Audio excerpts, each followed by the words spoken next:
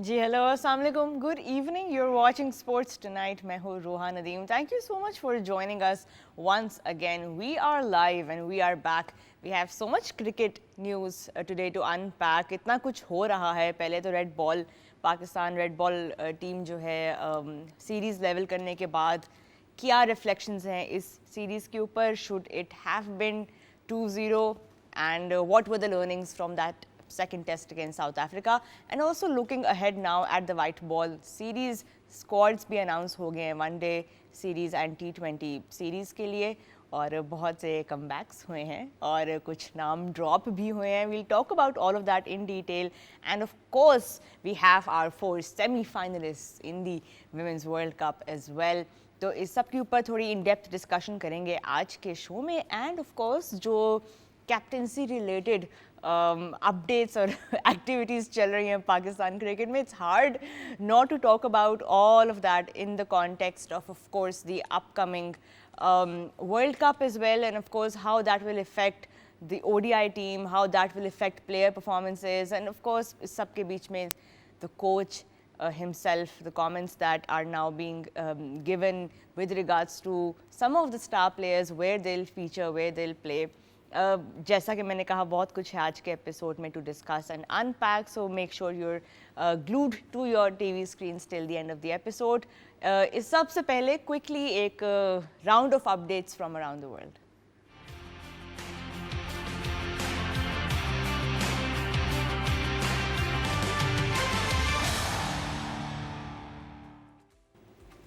South Africa defeated Pakistan by 8 wickets in the second test in Rawalpindi, levelling the two-match series at 1-1. Test captain Shan Masood defended the team's spin-friendly home pitches despite the strategy appearing to backfire.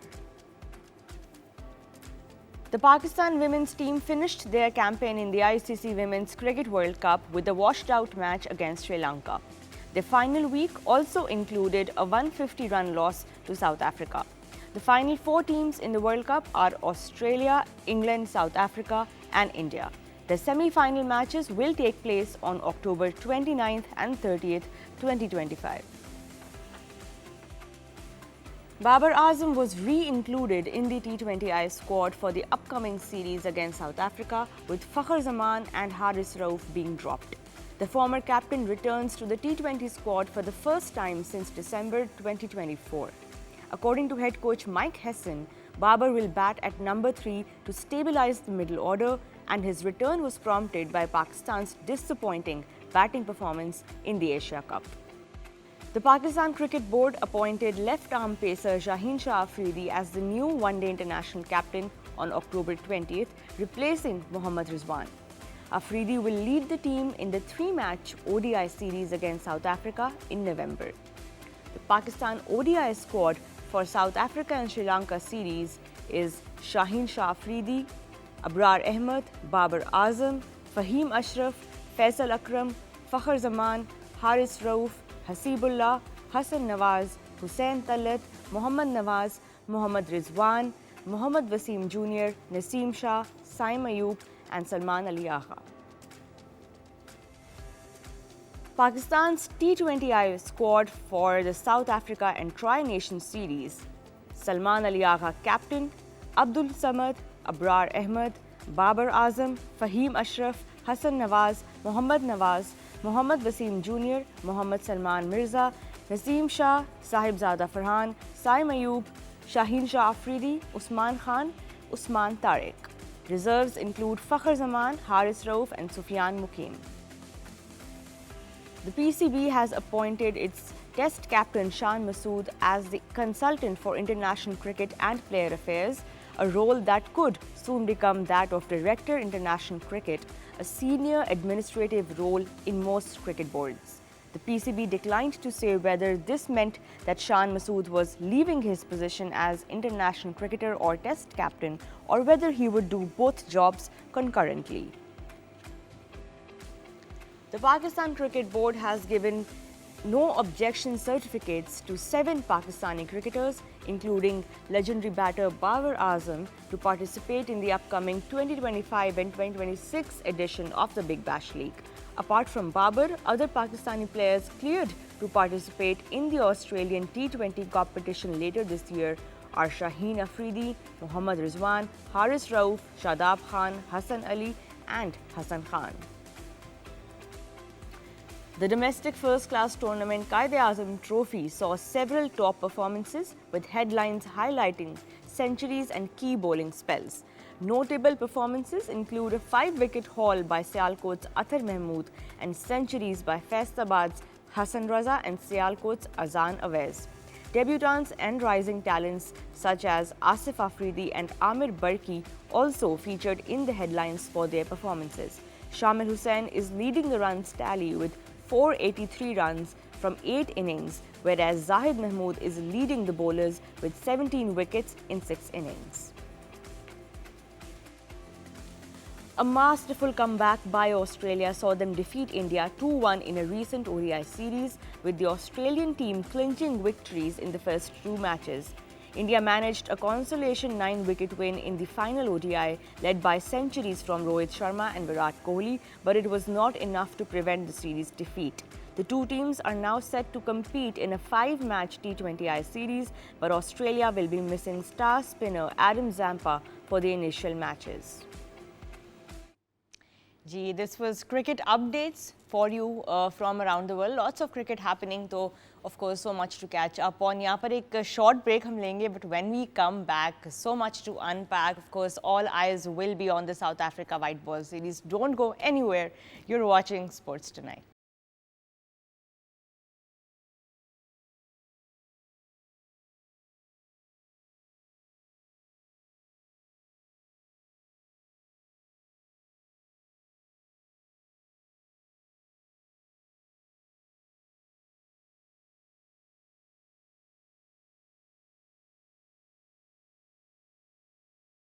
Ji, welcome back. You're watching Sports Tonight, and once again we are joined by two very special guests to help us understand what's happening in Pakistan cricket. And as simple as this sentence or agenda sounds, I'm sure ये एक episode में हम पूरा cover नहीं कर पाएंगे. But आज का हम focus रखेंगे, of course, South Africa series and in the context of the recently concluded Test series as well. लेकिन now also looking ahead at the white ball series, starting with, of course, 3 T20Is being played between Pakistan and South Africa. Please welcome our very special guest, sports analyst Hassan Azam has joined us. Assalamu alaikum, Hassan. Great to have you as always. Walaikum assalam. As you said, never a dull moment in Pakistani cricket. There never is one. Never a dull day or a week.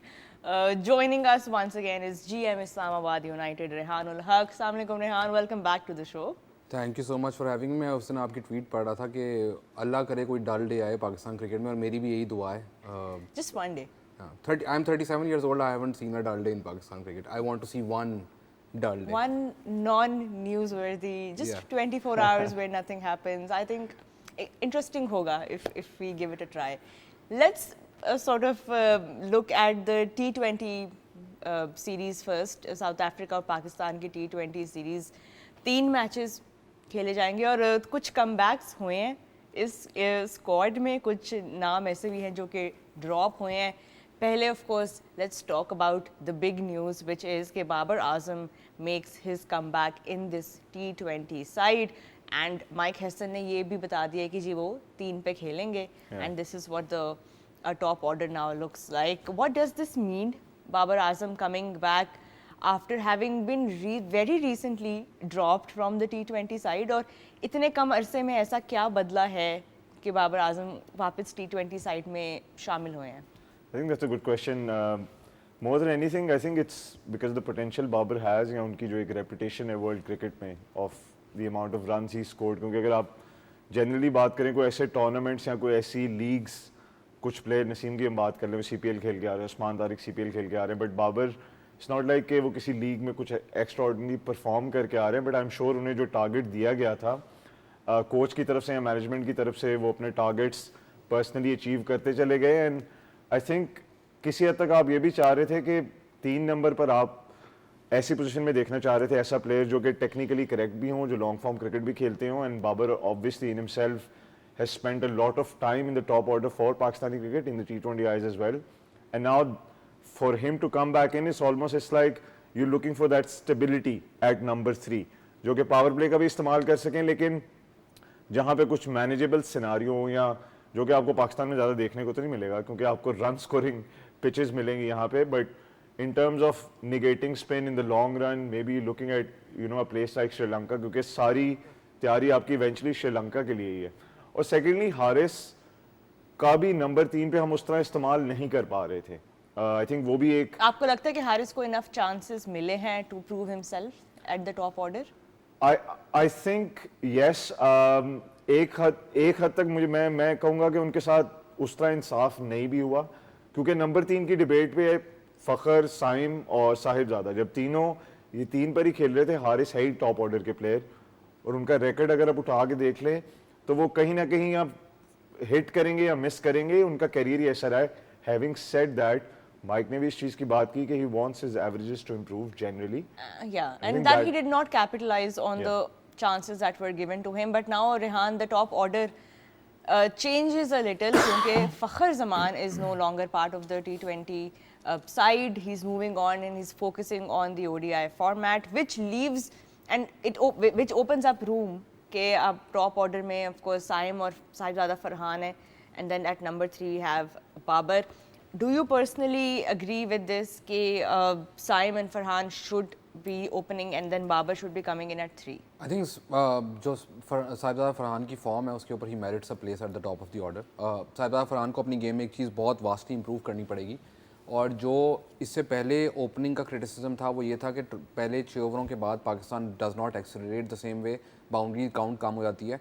Sahibzada Farhan does hit those boundaries, but 6 से 11 ओवरों के दरमियान में उनका strike rate भी थोड़ा सफ़र करता है, तो वो पार्ट ऑफ इस गेम है जो उनको इंप्रूव करना पड़ेगा। और जितनी he hasn't played as much international cricket, he will try to improve that. Saim is out of form with the bat, but with the ball he was chipping in. But Saim, Pakistan ने उस पर इतना invest किया, and I still believe Saim Pakistan का best option है going forward. जहाँ तक number 3 की बात है, बाबर का टीम में वापस आना, आई थिंक उसकी सबसे मेजर वजह ये है कि पाकिस्तान ने एशिया कप के अंदर मैचेस के अंदर 20 ओवर्स खेलने के लिए भी स्ट्रगल किया, तो they want someone who can negotiate those 20 overs. But here's the problem, अभी रिसेंटली मैं एक इंटरव्यू सुन रहा था क्लार्क कैंट का, मीन्स पैट कमिंस, और उन्होंने एक बड़ी खूबसूरत बात की, और मैंने फिर सोचा कि ये बंदा कभी कोई गलत चीज़ करता नहीं है। क्योंकि आपको लगता है कि वो बंदा जो है वो ह्यूमन है ही नहीं, वो लैब में जनरेटेड है, मतलब हाँ, laboratory how could you look that good, ball that well, then say all the right things, do all the Lead right that well, CSR yeah. Activities. तो मतलब उसका I think what he mention was कि उससे किसी ने पूछा कि what is the most outdated thing you see in cricket, उसने कहा बैटिंग नंबर्स। तो I have agreed with that for many years. For example, अगर आपके ओपनर्स 16 ओवर बाद आउट हो रहे हो तो आपके नंबर 3 का कोई काम नहीं बनता उस टाइम पे आने का, उस टाइम पे आपके नीचे ऑर्डर वाले बैटर्स आने चाहिए। तो बैटिंग ऑर्डर आई थिंक बहुत पुरानी डिबेट हो चुकी हुई है, सब्जेक्टिव है। It's a time, the number of over जहाँ पे विकेट गिरती है उस टाइम पे कौन सा बैटर आना चाहिए। फॉर एग्जाम्पल, अगर पाकिस्तान को स्टेबिलिटी की ज़रूरत है, Babar Azam perfect fit can come and stabilise innings, whereas अगर आपको लग रहा है कि यहाँ पे हमने एक्सेलरेट करना है तो Hasan Nawaz can be sent in to that number.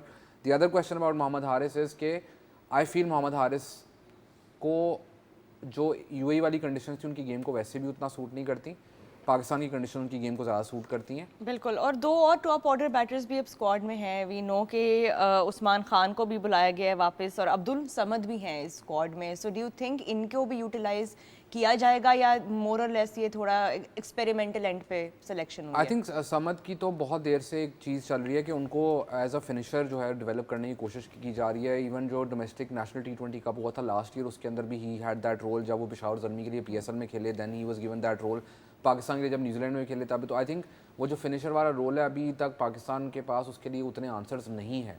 और यूजुअली हम देखते हैं कि Hasan Nawaz was coming in doing that job, then he was out of form, did not play matches in the Asia Cup जो शायद उनको खेलने चाहिए थे। तो Pakistan does need that backup कि वो कोई फिनिशर आए और वो वाला रोल वो कंप्लीट कर सके। जहाँ तक उस्मान खान की बात है, I think that's very simple कि अगर आपके पास हारिस नहीं है तो आपको विकेट कीपर तो चाहिए, और विकेट कीपर आपको वो चाहिए जो टॉप ऑर्डर की जगह स्पिन को नेगोशिएट कर सके, और Usman Khan is a very good player of spin bowling, we all know that. उनका इशू आता है against high pace on pitches that bounce a little bit more, but considering कि पाकिस्तान अभी पाकिस्तान में खेल रहा है, ऑल्दो मेरा एक मेजर वो श्रीलंका के बारे में लोगों का एक मेजर मिसकंसेप्शन है कि इट ओनली स्पिन्स इन श्रीलंका। श्रीलंका में आपको कभी कभी ऐसी पिच मिल जाएगी वेदर कंडीशंस जैसे कोलंबो में which bounces seems a little, तो Pakistan needs to be prepared for both scenarios. It can't just be कि आप स्पिन उससे जाएं, क्योंकि श्रीलंका में अगर आप देखें तो जो उनकी स्पिन फ्रेंडली पिचेस हैं वो मोस्टली टेस्ट मैचेस में होती हैं. उनकी वाइट बॉल क्रिकेट के अंदर you still see a lot of seam movement, और खास करके कोलंबो में अगर वेदर कंडीशंस हमने इस वर्ल्ड कप में भी देखा है, Yeah, I Fatima was Sana about के to say that. स्पेल्स हमने देखे हैं जिस तरह उन्होंने यूटिलाइज किया. अगर तो you are lucky enough to get a game, full game in Colombo, उसके बारे में भी हम बात करेंगे थोड़ी देर में. लेकिन एक और जो नाम नहीं है T20 साइड में, Hussain Talat, and once again another exclusion. What was the reasoning for that, and do you think के दैट वाज जस्टिफाइड कि हुसैन तलत को शामिल नहीं किया गया T20? आई थिंक कुछ लोगों पे तो एक नैरेटिव बिल्ड हुआ है, क्योंकि नैरेटिव्स बहुत important, they make us understand what's happening around us, right? तो कुछ नैरेटिव्स आपके बिल्ड हुए, फ़ख्र क्यों नहीं है, सुफियान मुकीम को कहा गया कि आप फर्स्ट क्लास क्रिकेट खेलें, हारिस रऊफ से भी ऐसी कुछ बात की गई.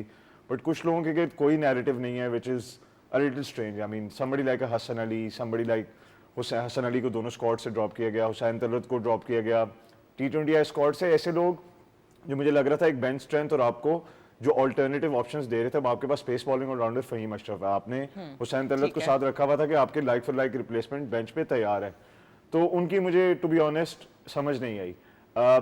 बट आई थिंक आपने अगर हुसैन तलत की जगह मेजरली आप अब्दुल समद को लेके आए, सो दैट मीन्स कि आप एक बैटिंग फिनिशर चाह रहे थे रादर देन एन ऑलराउंडर, क्योंकि for me Abdul Samad doesn't feature in the first 11. आप अगर देखें साहिबजादा फरहान, साइम अयूब, वन डाउन बाबर आते हैं, देन कम्स आगा 5 पे आएंगे हसन नवाज, 6 पे यू हैव उस्मान खान जो आपने स्पिन के लिए रखे, then 7 and 8 is Nawaz and Fahim Ashraf, 9, 10, 11 आपके बॉलर्स आएंगे, और प्रॉब्ली पहला मैच रावलपिंडी में तो आप 4 फास्ट बॉलिंग ऑप्शंस के साथ जाएंगे, जो जनरली पिंडी में ट्रेंड देखा गया है. तो कहीं ना कहीं आपको ये लगा कि उन्हें ड्रॉप जल्दी कर दिया गया, या अभी उनके साथ मेरा ख्याल है टीम लंबा से चल सकती थी. ये तो आई थिंक वक्त बताएगा कि ये फैसले इस तरह क्यों हुआ. इसलिए मुझे लगता है कि अब्दुल समद अगर आप लेके आए हैं, he will also be replacing somebody. Pakistan cricket में अक्सर जो चीजें हैं ना वो वक्त ही बताते हैं, Yeah. जिनको बतानी चाहिए अक्सर Perhaps मसला वो ये नहीं है, बताता भी नहीं है वक्त. ज्यादा मसला बड़ा ये है. अगर आप सुन रहे हैं प्लीज हमें बताएं चीजें. लेकिन Hasan Ali, do you think थोड़ा सा अनजस्ट था? No context again, no narrative, no explanation. उनकी तरफ से उन्होंने अपने इंस्टाग्राम पे भी एक मोटिवेशनल सा एक वो लगाया था कि when the going gets tough you should carry on. Personal and pay, and we all know Hasan Ali over the past 2-3 years has worked so much on his game. जब लास्ट टाइम भी जब वो ड्रॉप हुए थे टीम से, उन्होंने अपनी form पे काम किया, एंड काउंटी में भी उन्होंने बहुत मेहनत की है. He earned his spot back. So now not seeing him feature in both the white ball squads, help us understand that. I'd be honest with you, I don't understand that. उसकी simple वजह यह है कि जब कोई भी player किसी comeback के बाद वापस आता है तो आपको या तो उसको टीम में नहीं लेके आए, या अगर वो टीम में आता है तो उसको एक एक्सटेंडेड पीरियड मिलना चाहिए ताकि वो अपनी स्किल्स शोकेस कर सके. सो हसन अली T20 क्रिकेट के अंदर ही मेड हिज कमबैक. पहले कम मैच के अंदर he became man of the match, वो जो इधर सीरीज हुई थी पाकिस्तान में right after the PSL. And the talk was कि द 2017 का हसन अली वापस आ गया. That was the talk at the time. तो उसके बाद 1-2 सीरीज़ के बाद उनको टीम से निकालना, आई थिंक उसकी वो अनजस्ट है. T20 क्रिकेट के अंदर चलें फिर भी आपके पास ये रिसोर्सेज हैं कि आपने एशिया कप के अंदर जो बाकी बॉलर्स ट्राई किए उन्होंने अच्छी परफॉर्मेंस दी. हारिस रऊफ को फाइनल के अलावा हारिस रऊफ की परफॉर्मेंस भी ठीक थी, फाइनल के अंदर his performance wasn't good enough. But one day cricket के अंदर I feel Hasan Ali still deserved a spot one day squad के अंदर, स्पेशली बिकॉज इससे पहली जो सीरीज़ थी वेस्ट इंडीज़ के साथ उसमें उसकी परफॉर्मेंस काफ़ी डिसेंट रही है. और ये पाकिस्तान क्रिकेट का बहुत मेजर मसला रहा है कि हम लोग स्टेबिलिटी की बात करते हैं, और बहुत ज़्यादा हमने स्टेबिलिटी की बात की है. पाकिस्तान क्रिकेट में स्टेबिलिटी कभी भी नहीं आती, और उसकी वजह यह है कि मैं उस दिन देख रहा था कि अब शाहीन कप्तान बना है. आई होप कि शाहीन 2027 का वनडे वर्ल्ड कप करके वनडे कैप्टनसी की दोबारा डिस्कशन हो, बिकॉज आपको एक ICC साइकिल देना चाहिए. पर फिर आई डग डीपर, तो मेरे एक दोस्त वगैरह हैं वो क्रिकेट के बड़े एविड फॉलोअर्स हैं, मैंने उनसे डिस्कस किया कि यार 90s के अंदर, मतलब मेरी मेमोरी जो है वो मुझे शायद गलत करिए, 90s में शायद इतने 90s जिसको हम कहते हैं सबसे बुरा एरा था, इतने चेंजेस शायद ना हुए हों. तो फिर उसने मुझे याद करवाया कि नहीं, 90s से बहुत बुरे थे. तो फिर उसने मुझे कैप्टन्स की लिस्ट बताई कि एक साल में तकरीबन every person in the team became captain at some point. मतलब 11 में से 11 at some point became captain. और लड़ाइयाँ और वो सारी एक बैड ब्लड इन्वायरमेंट भी ज़्यादा थी आई थिंक उस टाइम पे। और आपने 90s में जो आपकी सबसे talented generation of Pakistani cricketers हैं, दे अंडर अचीव्ड मैसिवली, ठीक है। उससे आपको ये सीखना चाहिए था कि स्टेबिलिटी अगर आएगी तो स्टेबिलिटी के रिजल्ट स्टेबल आते हैं। तो आपको जो चीज़ उसे सीखनी चाहिए थी वो हमने सीखी नहीं, उल्टा हमने क्या सीखा 90 से कि talent is above everything else, which is not true. If talent was above everything else, Pakistan would not have lost a single game in the 90s. मतलब हम 90s में there is no comparison. Pakistan had the most talented team in the world. But what did Pakistan win in the 90s other than the 92 World Cup? मतलब 96 में quarter final loss, 99 के अंदर final loss, चलो 99 का world cup I think was very good, Pakistan played well, final में पहुंचा। उसके अलावा आप होम सीरीज़ हारे हैं, जिम्बाब्वे से हारे हैं होम सीरीज़, आप श्रीलंका से होम टेस्ट सीरीज़ हारे हैं। तो आई मीन वो आपको उससे जो चीज़ सीखनी चाहिए थी आपने नहीं सीखी, उल्टा हमने उसका नैरेटिव बिल्कुल ही डिफरेंट कर दिया कि यार जो उस ज़माने का टैलेंट था वो अब नहीं आता। मतलब आप ये नैरेटिव भी काफ़ी पॉपुलर है आजकल, फ्लोट भी कर रहा है, स्पेशली जब हर टूर्नामेंट के बाद एक फेलियर आता है, बहुत सारे कंपैरिजंस ड्रॉ किए जाते हैं। खैर वक्त बताएगा इस all I am gonna say, but थोड़ा सा बॉलिंग के ऊपर भी बात करते हैं नाउ।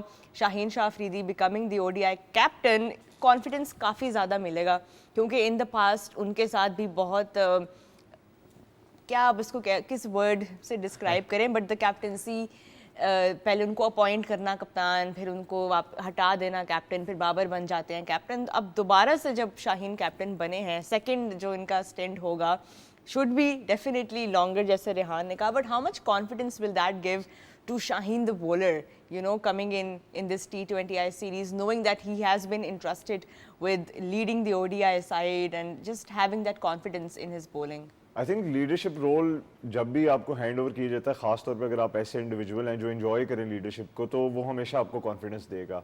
आई थिंक हमने सेकंड टेस्ट में भी उनकी उसकी झलक उनके चेहरे पे भी देखी, बॉडी लैंग्वेज पे भी देखी।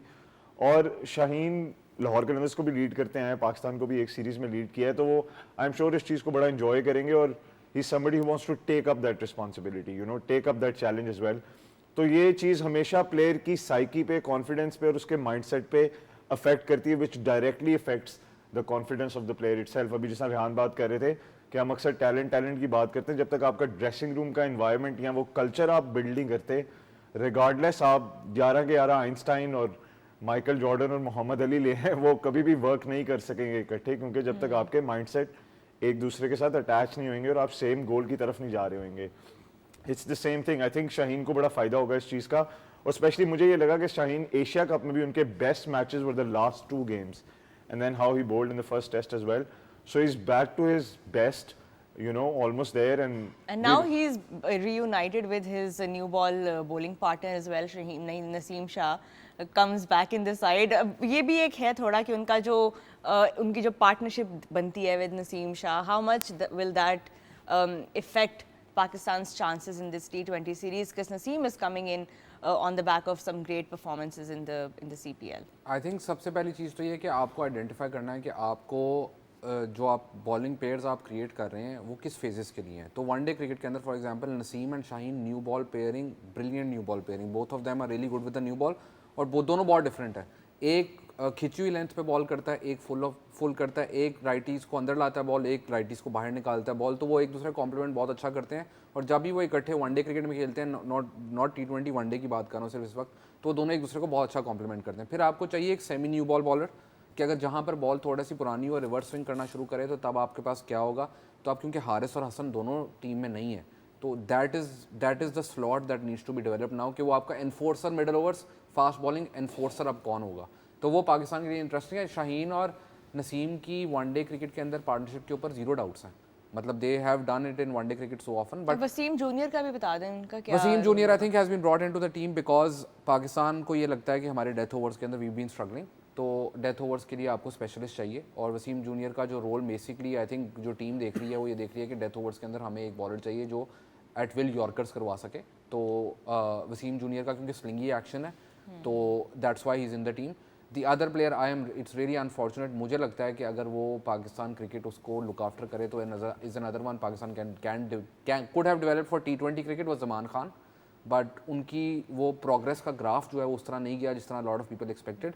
बट एक स्लिंगी बॉलर जो डेथ ओवर्स में आपको यॉर्कर करवा के दे सके वो इनवैल्यूएबल है, मतलब बहुत कम होते हैं अराउंड द वर्ल्ड। श्रीलंका को देखें, उनको पाथिराना का बहुत बड़ा एडवांटेज है इस केस के अंदर, and you go around the world you see a lot of these bowlers who are different and that's why they are effective in T20 और सलमान मिर्ज़ा की डेवलपमेंट अब किस तरह से करेंगे? How will Pakistan utilize Salman Mirza within this bowling lineup? I think Salman को जिस तरह पहले चांसेस दिए गए इस सीरीज़ में और अगली ट्राई सीरीज़ में भी चांसेस दिए जाएंगे, बिकॉज ही इज़ ऑलमोस्ट कि one of your left armours या शाहीन अगर अनफिट हैं या उनको किसी मैच में रेस्ट चाहिए just to tackling an niggle और anything else, Salman is always there, is ready to take up that opportunity. Because Salman की भी मैं कहूँगा तीनों फेस के बॉलर हैं, वो पावर प्ले में भी, मिडल भी और डेथ में भी बॉलिंग करते हैं, कॉम्प्लीमेंट करते हैं जिस तरह शाहीन बॉलिंग करते हैं। He swings the ball as well and is very good with his yorkers and changeups as well. So I think आप उन्हें इस सीरीज़ में भी और अगली ट्राई नेशन सीरीज़ में भी अपॉर्चुनिटीज़ ग्रैब करते देखेंगे और that's something which is good to C.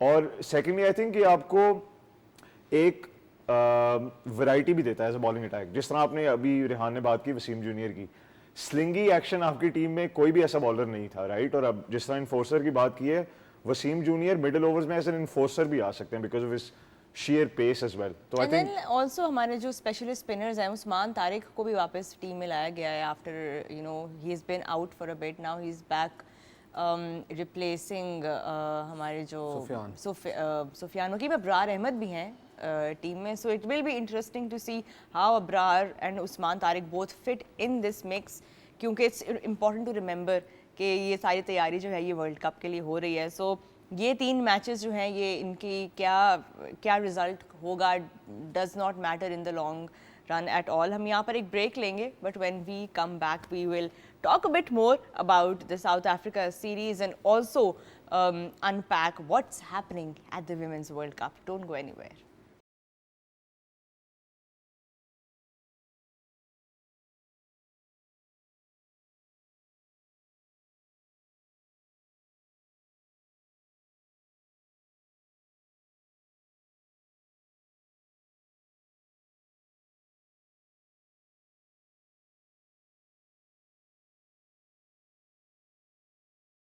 Ji welcome back, you're watching sports tonight. अब थोड़ी सी बात हम करेंगे विमेंस वर्ल्ड कप के ऊपर। पहले तो अनफॉर्चुनेट रेहान की पाकिस्तान की campaign without a win and हुई है।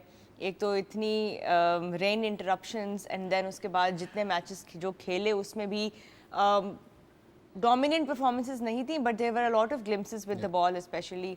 What will you say on Pakistan's World Cup campaign? I think Pakistan को should be proud of the fact कि पाकिस्तान की जो bowling lineup है, they've had the best teams on earth under pressure at different times during the tournament, and they couldn't finish it off. और वो क्यों नहीं finish off कर सका पाकिस्तान? वो कुछ innings में you had the opposition 6 down और उनकी 8वीं विकेट की पार्टनरशिप लगी, 7वीं की या टेल वैग कर गई, वो क्यों नहीं ख़त्म कर सके? क्योंकि आपके पास वो नो हाउ नहीं है, वो एक्सपीरियंस नहीं है कि you're in those situations again and again against top teams, against top players, because Pakistan top teams के अगेंस्ट और टॉप प्लेयर्स के अगेंस्ट पाकिस्तान की जो वुमेन क्रिकेटर्स हैं उनको उतनी अपॉर्चुनिटीज़ नहीं मिलती, जो कि एक रियलिटी है। जब ये फ्रेंचाइज क्रिकेट स्टार्ट हुई थी तो उस टाइम के ऊपर बिग बैश के अंदर अ lot of these players, the top countries, उनके प्लेयर्स आपस में खेलना शुरू की थी। पाकिस्तान की if I am not wrong 1 से 2 प्लेयर्स सिर्फ वहाँ पे जाकर खेल चुकी थी। फिर जो वुमेन्स IPL स्टार्ट हुआ उसकी वजह से भी बहुत ज़्यादा एक्सपोजर मिला बाकी टीम्स को, Pakistan lacked behind in that. तो पाकिस्तान की जो वुमेन्स टीम है उसको एक तो lack of experience in those particular situations है, जो कि आपको सिर्फ तब तक नहीं आ सकता जब तक आप एग्जैक्टली टॉप प्लेयर्स के अगेंस्ट उस पोजीशन में दोबारा ना हो। तो वो आई थिंक पाकिस्तान की एक लर्निंग कर्व है। बैटिंग के ऊपर Pakistan has a lot of questions to answer, और ये मुझे लग रहा है कि पाकिस्तान वुमेन्स और मेंस टीम के ऊपर ये सवालिया निशान जो है बचपन से ही हम सुनते आ रहे हैं दोनों टीमों के ऊपर। ये पाकिस्तान की एक आइडेंटिटी टाइप बन चुकी हुई है। लेकिन I think there are lot of positives.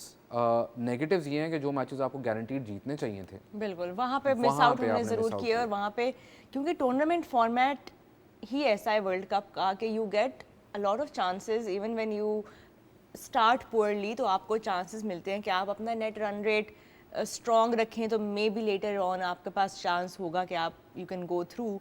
लेकिन पाकिस्तान के लिए वो सारे रास्ते बंद होना शुरू हो गए थे pretty pretty early on and we all knew the reasons कि the weather was not helping, तो ये एक और भी फैक्टर था जिसके लिए प्रिपेयर नहीं किया हुआ था हमने कि कैसे आपके लिए वो मैथमेटिकली भी you are almost out of the tournament. But all of that aside, there will be learnings, Hassan. आपके नज़दीक what are the key learnings for Pakistan to carry forward and how can we avoid repeating such a tournament again? क्योंकि हम 4 साल इंतज़ार करते हैं ODI world cup का and no doubts कि हमारे players बहुत talented हैं and we have seen जो glimpses उन्होंने बड़ी teams के against खेले और दिखाए हैं, लेकिन how can we prepare better is my question. I think सबसे पहले तो ये है कि learnings हर किसी के लिए, हमारी टीम के लिए भी, ICC के लिए भी और हमारे फैंस के लिए भी. सबसे पहले तो मैं स्टार्ट करूँगा फैंस के साथ, क्योंकि समटाइम्स हम एक्सपेक्टेशंस ज़्यादा लगा लेते हैं और रियलिटी कुछ और होती है. आप मतलब पाकिस्तान जब एशिया कप में जा रहा था मेंस की साइड, तो सारे कह रहे थे कि हम सेकंड बेस्ट भी नहीं है एशिया में. जब फाइनल हारे तो कह रहे हम फाइनल क्यों नहीं जीते, राइट. दूसरी तरफ आप देख लें, विमेंस क्रिकेट गई वर्ल्ड कप खेलने, हिस्ट्री में विमेंस क्रिकेट की 3 मैच जीती हुई है विमेंस क्रिकेट की team, and then we were all thinking कि ये टीम फाइनल में क्यों नहीं पहुंची, ये भी नहीं ठीक हुआ, वो भी नहीं ठीक हुआ, इसको भी हटा दो, उसको भी हटा दो. This is unrealistic. फिर आप कह रहे हैं हम 4 साल इंतजार करते हैं इस वर्ल्ड कप का, बट आप 4 साल उन विमेंस क्रिकेटर की तैयारी क्या करवाते हैं? पहले तो ये सवाल पूछिए अपने आप से. इसकी बात हमारी कप्तान ने भी की पोस्ट मैच प्रेस कॉन्फ्रेंस में. आखिरी उसने कहा कि हमें कंपेटिटिव क्रिकेट मिलती नहीं. अभी रिहान भी बात कर रहे थे, हमें ये एनवायरनमेंट मिलता ही नहीं है. मैं कहूँगा absolutely huge credit to all the women cricketers because that's what they do. Sana Mir ने ऑन एयर बड़ी कमाल बात की. उन्होंने कहा you never show up to a match not believing you will win this game. That is how every time you step onto the field and that is how these cricketers stepped onto that field every time. और उसकी हमने झलकियां भी देखी. फ़र्क कहाँ पे आया?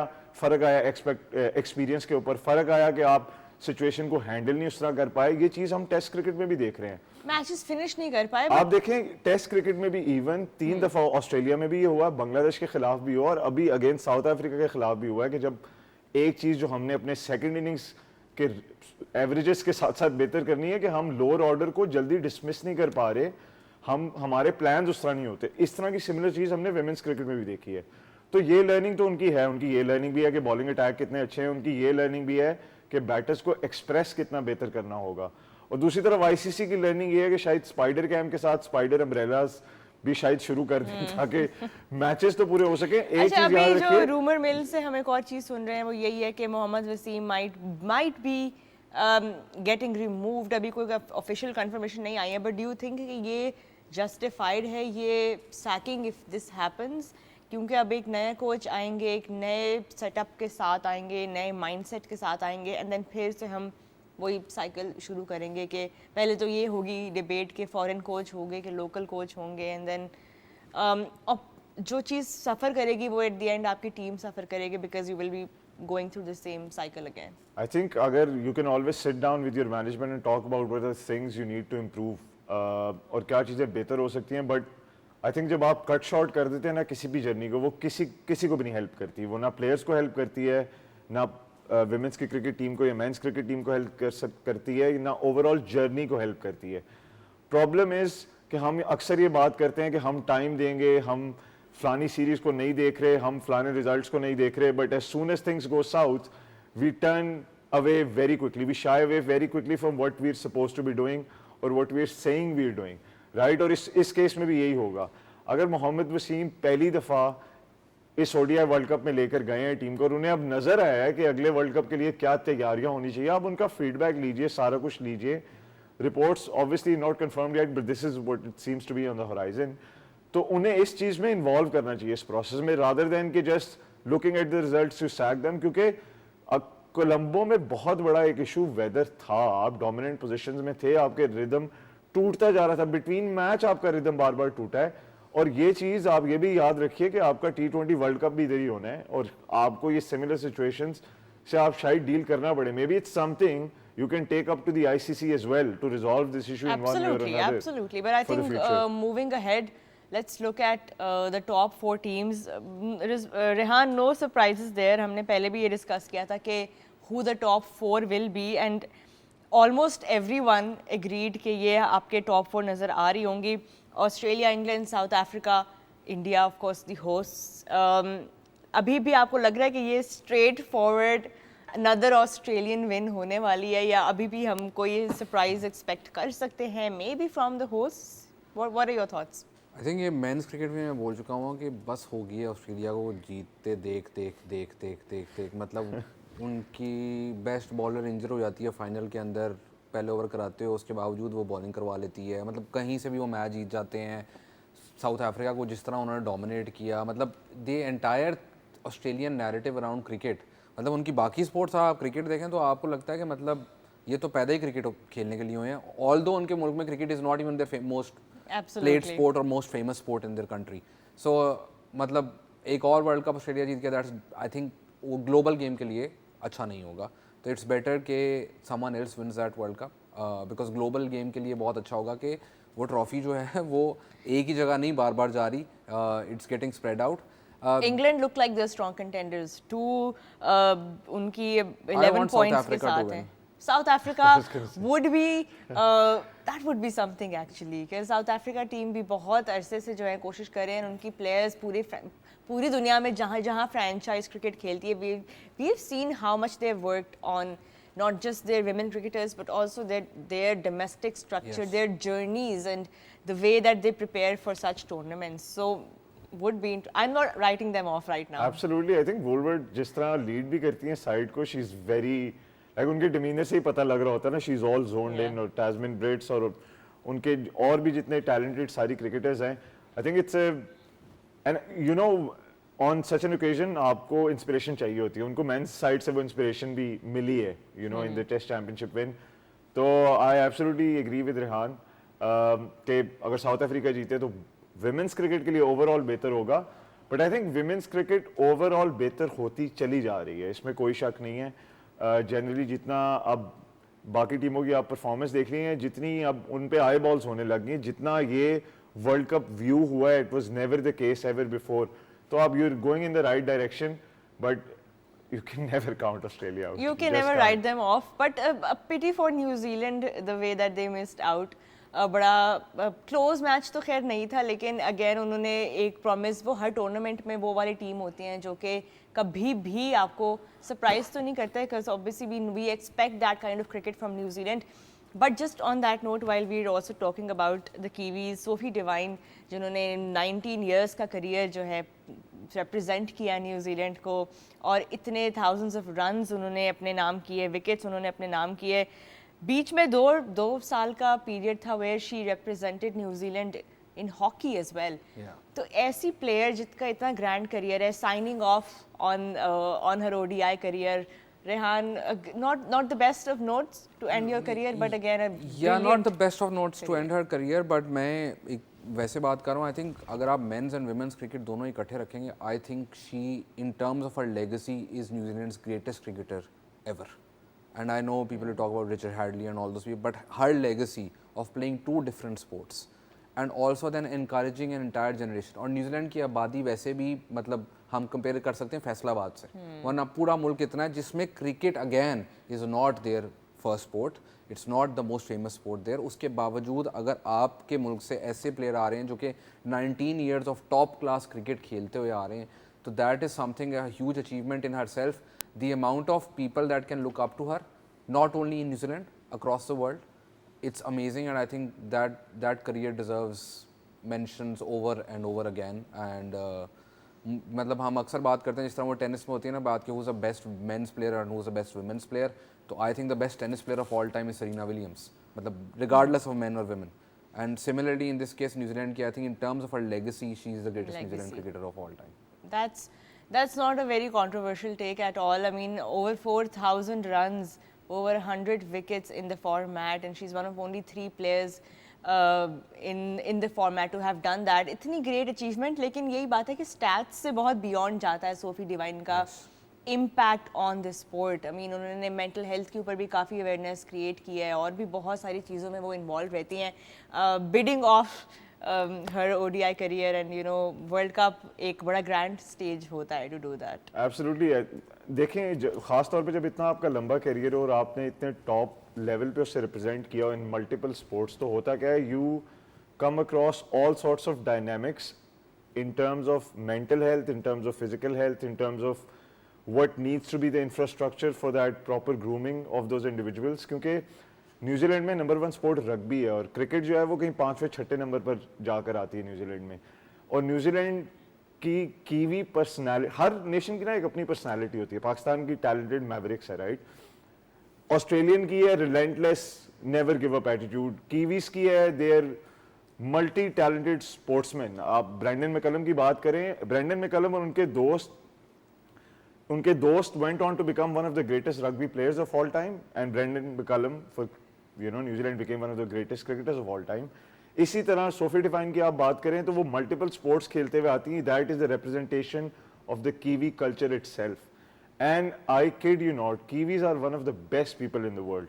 when you talk to them, when you talk sports with them or life with them, she's been that ambassador not just of New Zealand cricket but of cricket in general. And to have that personality, to become that inspiration for the rest of the world, I think it's an amazing thing. Definitely an amazing achievement for Sophie Devine, and of course, congratulations to her on such a rich career, so many stats to celebrate, so many other ways that she has impacted cricket.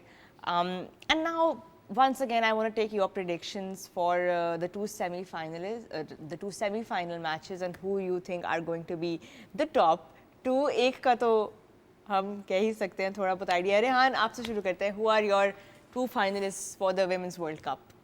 Hopefully not Australia. ये answer नहीं, आप answer बताएं दो. नहीं, मैं आपको सिर्फ winner की मैं ये नहीं कर रहा बिकॉज मुझे पता है ऑस्ट्रेलिया जीत जाएगा. तो I am going to just say कि I hope South Africa ends up winning this world cup. You hope South Africa wins the World Cup. So if not Australia, you think South Africa are the closest to win, not England. the hosts? England, I think, not the hosts. England and Australia would be the favorites right now. But I genuinely want South Africa to win. ठीक है. Hassan, who do you think? If not Australia, then who? Let me rephrase it. I'd go with South Africa as well. उसकी वजह ये है कि England भी champion रह चुका है, ऑस्ट्रेलिया भी चैंपियन रह चुका है.